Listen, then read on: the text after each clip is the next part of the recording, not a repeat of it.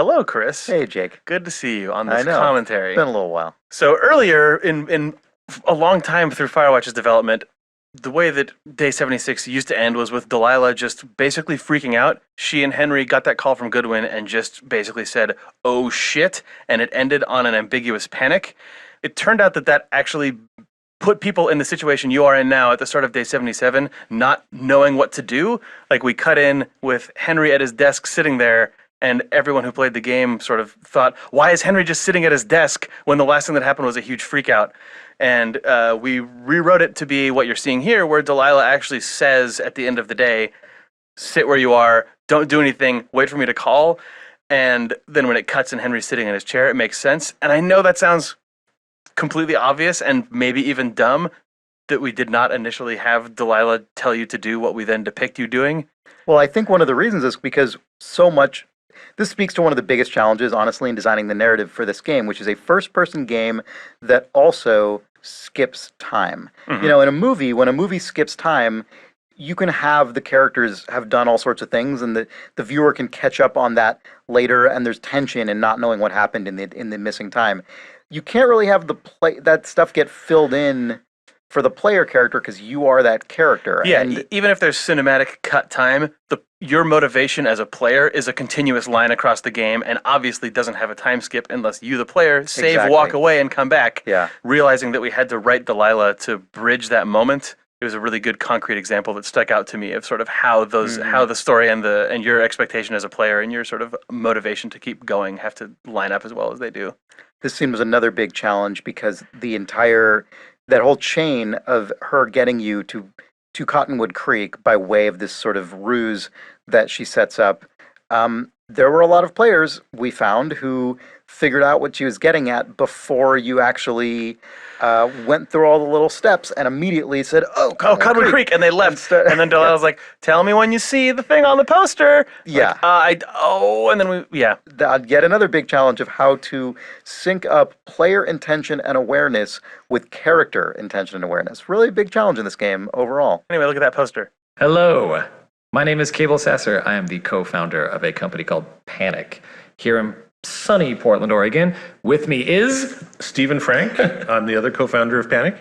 And what are we doing here by this snowmobile? Why are we by a snowmobile, Steve? You see, the Snowbro logo on the snowmobile is our one content contribution to the game of Firewatch. Jake asked me to design that logo, and I did. And I think we can safely say this game would not have shipped if it weren't for that logo. That's not true at all. I'm very sorry. Steve, what is Panic? Well, Panic is a company that makes Mac software that we started back in 1997 or so. And of course, recently we've done iPad and iPhone software as well. Sure. And we were approached by Camposanto to see if we wanted to fund a video game. So how exactly did we get involved in that? Good question. We made one of the first MP3 playing apps for the Mac called Audion, and as was the style at the time, being the late 90s, you could make your own skins or interfaces for it. One guy made some really cool skins, and his name was Jake Rodkin. And Jake Rodkin, of course, went on to Telltale Games. We kept in touch with him. Him and Sean Vanneman left to try to make their own game. They came to us. We said, I think we have a little bit of money in the bank. We can maybe help you out with this. And it worked. We're here, and we made this game that you're in right now. Our contribution was primarily financial, but we also put on a really cool event for GDC, which was this super themed, we got to pretend that we were Imagineers kind of thing. We did some QA, we sort of were sounding board on ideas, and we also did Photodome. It was an incredible experience for us to get a taste of what it was like to make a game through these guys, and we've always been curious about that world. And it turns out the gaming market is kind of awesome, and a lot of people play video games, probably way more than buy professional Mac utility software. And games affect people in ways that our current software doesn't affect people. You know, you get fan art, you get these incredibly emotional fan letters about how this game touched people. It has been incredibly rewarding for us to work on this thing. So that leads to my next question, Steve. Would you do this again? Oh, absolutely. I want to see what the sequel to Firewatch is. It's going to be a snowmobile racer, probably. Yeah, I think you do trick jumps. Henry versus Delilah. Oh my god. And Sonic. Can we throw Sonic in there too? Gotta have Sonic. And Cream the Rabbit. Yeah. I'll cut that part. Okay. Thank you for playing Firewatch. We are happy to have been a part of this game. We hope that you enjoyed it as much as we enjoyed being a part of making it. Thank you. Good night. Sean here. Hey, Jake. Hey, Sean. The hike to Cottonwood Creek, The one you are ostensibly on right now. it is a thing that changed a couple of times in the game, and it was actually one of the bigger spatial changes that we made over the course of Firewatch. The place called Cottonwood Creek on the map is now in, like, due south of the middle of the map, but it actually used to be north of the lake. If you ever head over there, you'll notice there's a lot of cottonwood trees there. There's cottonwood trees in both places. It was originally where we ended up with it, though. It started where we are now. And then we had a crisis of conscience somewhere in the middle of the game and went, is actually walking around in Firewatch fun? Should we condense everything Is the down? core mechanic of the game fun? Oh no, hedge. You hit a point in development sometimes where you question these things, and we said, is this going to be too big of a deal? Do we want to put Cottonwood Creek right next to the research site?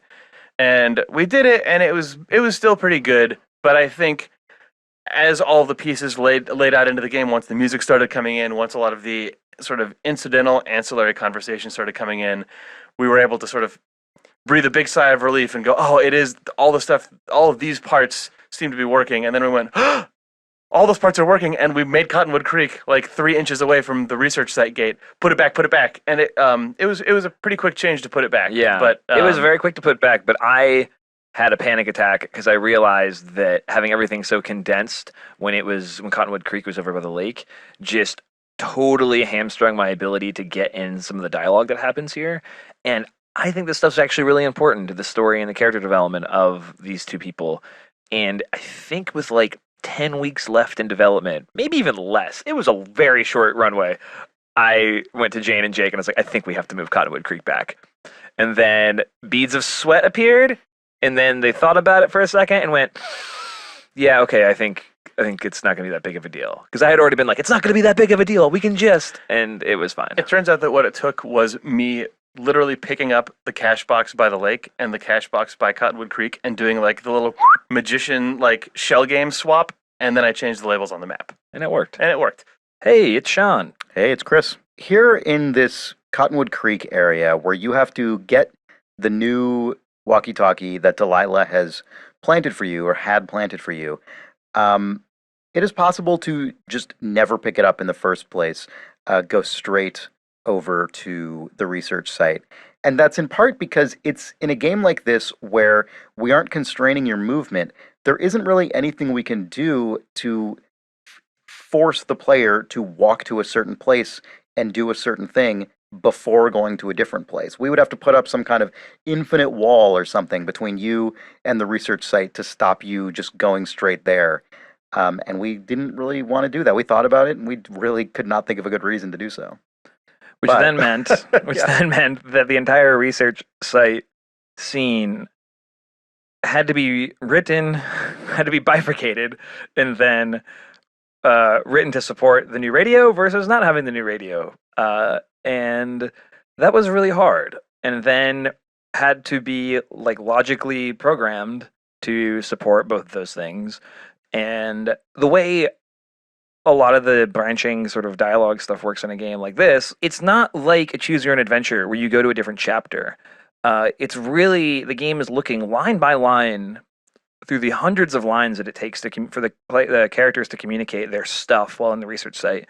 It's going line by line and playing the truest one. Mm-hmm. So a lot of the lines are shared across has new radio versus doesn't have new radio state. It's jumping in between ideas that both hit upon and changing Delilah's response most of the time. And playing through that and finding those spots and writing with that level of detail and branching is really hard. And we would probably find a new way to do it in the future. Maybe, yeah. Yeah. No, it's hard to say. We tried hard to think of a way around it, and we really couldn't. And it affected everything. It affected writing. It Here's a weird one. It affected music because if you go all the way to the research site without getting the new radio, typically when you have the new radio and you go into the research site, there's this music that kicks in. What if you go to the research site without getting the new radio, not because you were intending to skip that part of the game, but because you just wanted to go check it out, to doing the video game exhaustive thing of like, I'm going to check every place before I do the thing, but I'm going to go back and get the radio and then do it. How do we read your intent? How do we as the designers know I'm intending to skip that part of the game? I'm not intending. Do I start the music cue? Do I not?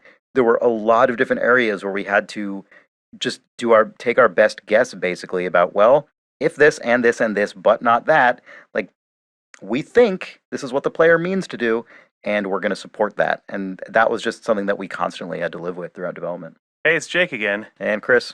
And Sean. Hey, everyone. We had a design Hey, for guys. this tape, but I don't remember what it was.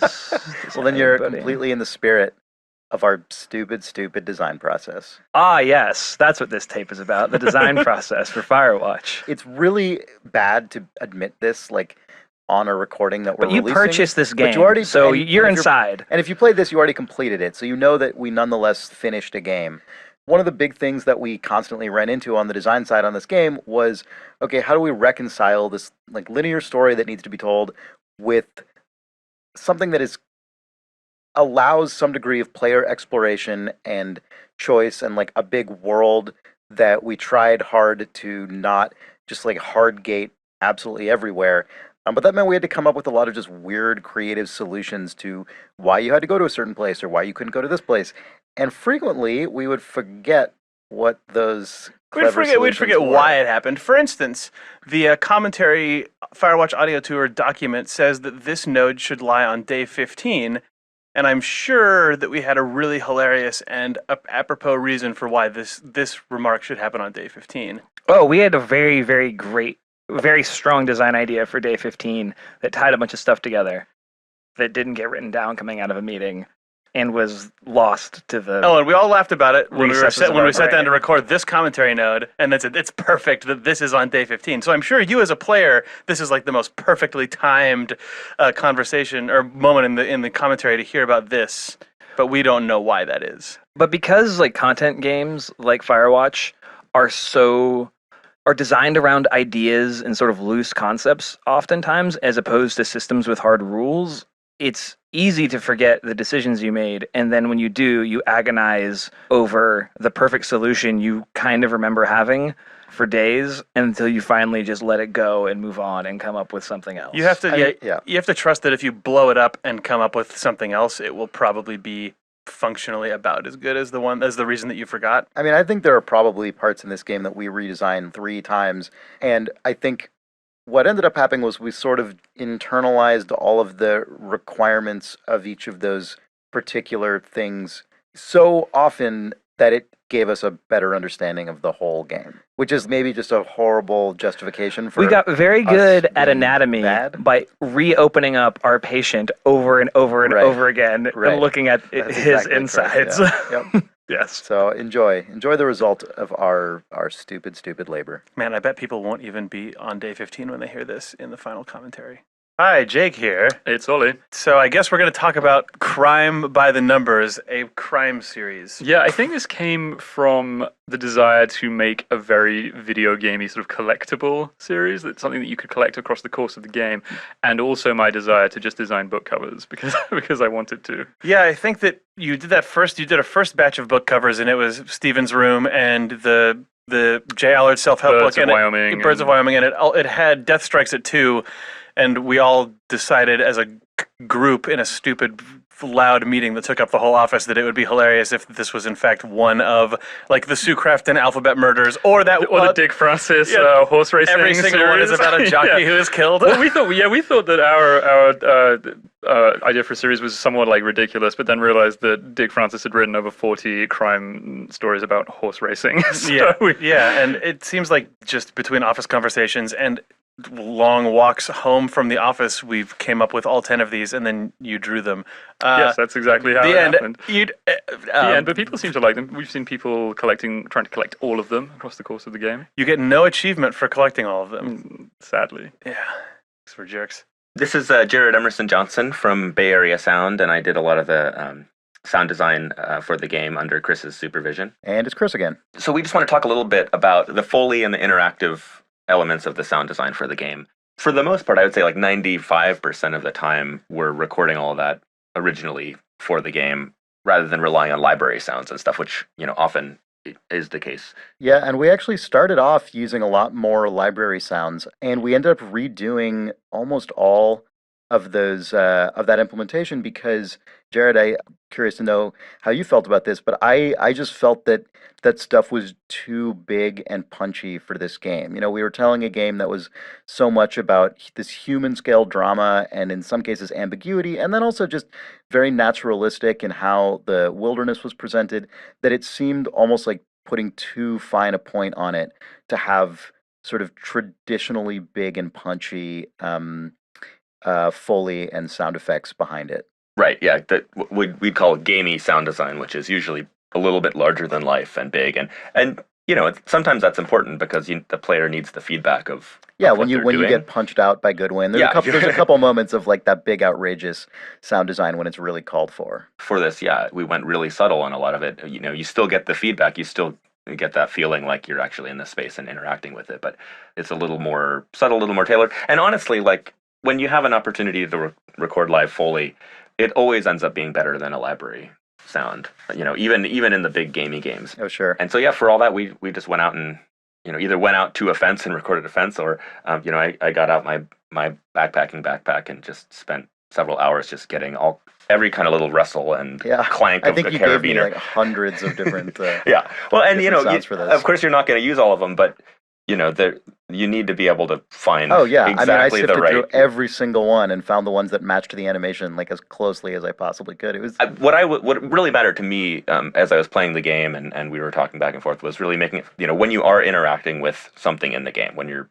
moving a fence or opening a door, entering a new space, that it really feel like you're there, because so much of the game is just walking around and talking. So when you actually get a chance to pick something up or interact with it, I wanted it to feel kind of special.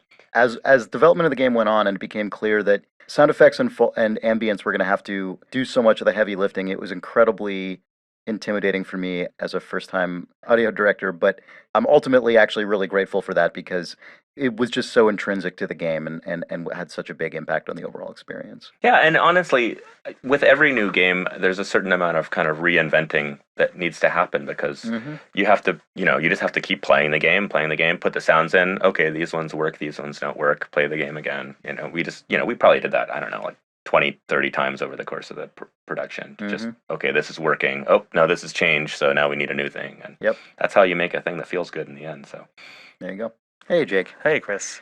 So over the course of Firewatch's development, we, I think, swung back and forth pretty wildly in terms of how much we wanted to play up the conspiracy part of the story and how explicit we wanted to make Goodwin's involvement and how much we wanted the player to buy into it versus how much we wanted the player to think this was sort of all in Henry's head or played up between Henry and Delilah. And the research site was really the moment in the game where There's definitive proof something is happening, whatever it is. we obviously knew as the developers of the game that the reality of the situation was a little bit sadder and more mundane. I think we kind of wanted there to be this big moment that suggests, oh, maybe this is something really huge. Yeah, I think it's we funny. got carried away a little bit. Yeah, I think we arguably. arguably / probably did. And thinking back to it now, the reason that the typed reports came into the story at all, as you said about the pendulum going back and forth, I think we didn't like the story being 100% ambiguous. I don't know if we knew that we could support a world where Henry and the player and Delilah 100% construct a reality that doesn't have a single shred of proof. And we're like, okay, well, we got excited about maybe it's the 70s conspiracy moment of like, you're in a room full of warring machines. I think we on the team kind of hyped ourselves up in the same way Henry and Delilah do. I mean, I remember when I first the first draft of the music that you're hearing right now. I showed it to you only, I think, because I felt too stupid to show it to anyone else because I'm like, this is so ridiculous. We can't put this in our game. Well, the one when and you were like, oh, maybe we should put it in our I don't know. Henry's going nuts. Everyone's going nuts. It's true. We're all going nuts. Maybe it could have been pulled back a little bit on all fronts from what you're observing right now, but maybe it's the best. Maybe it's for the best. Could be. Could be. Hi, this is Jane. I'm back again, and now I'm here with Will Nunes. I was a prop artist. And this is one of the few areas in Firewatch where it's not just about trees and rocks. So we wanted to make sure that this area feels very man-made and that is spooky and is ambiguous. Like the goal here is that you're going to get here and you're not quite sure if this is like a surveillance operation or if it's scientific. And that's kind of what I told Will when we were trying to make a lot of props, and Will was really great about it. And I was just like, hey Will, can you please just make a bunch of boring scientific equipment? Yeah, I mean, we were actually just looking up a lot of stuff like, stuff that monitored, thermal energy and stuff like that, like very, very standard kind of scientific equipment, but arranged in kind of a sense that made it look kind of a little more eerie and a little more cluttered and haphazard and not really definable from someone that didn't really understand what this equipment was. Yeah, I think if you actually look up each prop, that they actually are real, like, equipment, right? Yes, I used reference from the late 80s for all this equipment. They're all real equipment that people use to, monitor the wind or environment, stuff like that. Is there like a favorite piece of prop in this tent, Will? I would say the equipment. Just it's really simple, but I had a lot of fun making it and kind of seeing the layout and kind of trying to convey this kind of eerie looking equipment, doing something you're not quite sure what it's about, ambiguously, technical, and seeing where I could take it and seeing kind of, with the colors and the mood and how that would all fit together and how to set that scene right. And here we are. I'm Nels once again, and we're talking to Jake about Henry's crazy conspiracy board. Yes, it's conspiracy board time. This first appears after you go to the research site and discover a bunch of crazy stuff, right? Mm-hmm. So what was what did you actually want the player to be thinking about when this thing just kind of shows up? We wanted the idea that Henry had stayed up all night just.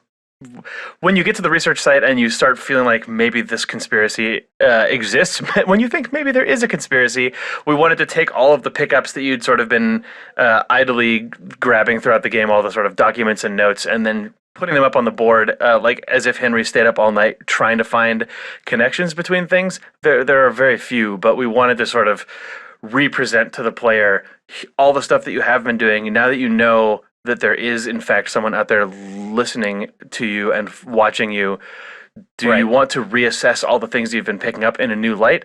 Also, it just gives a nice aesthetic change to the tower, right? It just fills the room up with a bunch of garbage and makes Henry look like maybe he's going a little nuts. Early in the game, we kind of had this, way when we were barely past prototyping, we kind of had this notion that you'd find stuff out in the world and you could basically pick up and keep almost anything. Mm-hmm. And then all this stuff you found would have this home in your tower. And we kind of for a variety of reasons, kind of carved back on that idea a little bit, but it ended up instead kind of becoming this, right? Yeah, because the only thing you can really reliably keep in Firewatch in the shipping version and that has a UI associated with it is notes and documentation. Those go into the notes screen, you can read them there, and then it seemed like having all of that stuff sort of barf back out of the inventory into the world all at once when your perspective on the story changes was a cool way to handle that. It was also a way to remind people of all the things that were out in the world that they had found, to remind them of missing people flyers, to remind them that they'd found a little bit of stuff from the Goodwins, to remind them about Ron and Dave and about the research site. You could always, at the start of days, at the end of the game, go and refer to all of the written sort of evidence that the story had left behind so far. Yeah, not only does a whole bunch of stuff that you optionally pick up show up here, but even after the board shows up the first time, still things that you find on the night of day 77 and day 78 also get added in here. So it even continues to get bigger as the days move on, even after it first shows up, right? Yep. And then he goes home and is sad. Hey, Sean. Hey, Chris. So I love this little bit of writing and acting here where Delilah is drunk. I It's too love it adorable. now. I love it now. Yeah. There was a big rewrite at one point. This scene was originally Delilah was just sort of in like hunker down mode. Don't go outside. We're gonna let all this blow over, and that's exactly what we don't want you to do. And you have a good relationship with her. At least you have some warmth to her, perhaps. And it just didn't really work as written and as recorded. So just sort of had the idea, got to the point where it's like, well, I want to change that. And the first idea was, and she's drunk. And I'd always thought that Delilah probably overindulged. I don't think she's an alcoholic or anything. Sure. But neither is Henry. But they both drink and have, probably had drunken nights that they really, really regret. Being able to bring that into the game just felt completely correct. But then recording it was so tough. Sissy Jones landed in just a perfect place. But when you write, your character is drunk, you get a lot of like, well, you get a lot of like hiccupy, like hobo. And we just sort of, you sit down and you just take 5 and you talk about it and you just kind of go like, get her drunk. get her loaded and go on. No, we spent probably a good half an hour, maybe an hour, just coming at the drunk lines from different angles. Yeah. And then, it snaps in your headphones in real time in a way that then produces the feeling that you're talking about, Chris, which is like, oh, I love this. Like, it's cute and correct and right and like feels real and just does all the things it needs to do, but makes me laugh. But Sissy nailed it. And as a note, this was one of, I think, only 2 remaining parts in the game on the design side that are the survivors of a previous design where Delilah would reach certain thresholds where she would just cut you out of radio contact. Yes. And we kept 2 of them for sort of narrative reasons. Hi there, it's Jake. I'm talking with Nels, and we are going to get into the wave receiver. I believe it is the Anderson wave receiver, in fact.